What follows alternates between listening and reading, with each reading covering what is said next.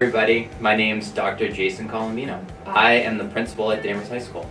This is my 4th year at DHS. What are 3 interesting facts about you? Fact 1, my wife Carrie and I met in the Danvers High School fieldhouse during PE class. We went to the sophomore semi of 1998 together, and I have a good photo on the phone as well. Fact 2, spent a semester in Australia. And fact 3, I almost went to law school at the Washington University in St. Louis.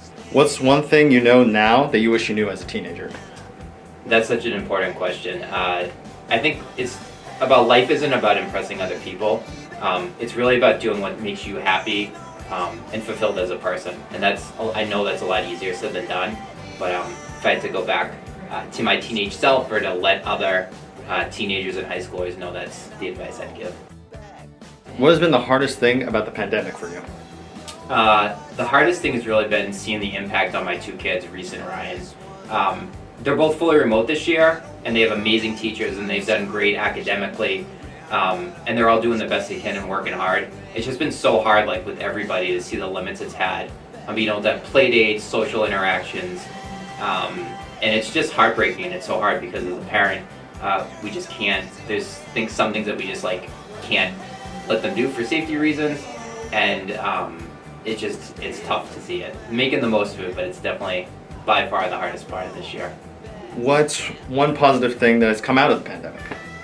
Related to the toughest part, having more time with family, and realizing all the little things. So Saturday night movie night, listening to Taylor Swift's new album, and Folklore, not the newest one, for the 100th or 102nd time, to Friday night pizza night from Gio's, of course, really are in fact the big things and the important things in life. What song would you like for our little mini lesson here today? Okay, so this was by far the hardest question on the set. So I was all over the place. Way too many good choices. So I thought about early 90s grunge, like some Pumpkins or Pearl Jam. Then I went over maybe some country, maybe some Kenny or Eric Church, something like the 70s, like the Commodores, or maybe even my father-in-law's favorite, Bruno Mars. You know, why not? They're all good choices. After all that, though, I'm going to go with something straightforward, easy title, the late, great Tom Petty's I Won't Back Down. I think that's some really good advice for all of us this year.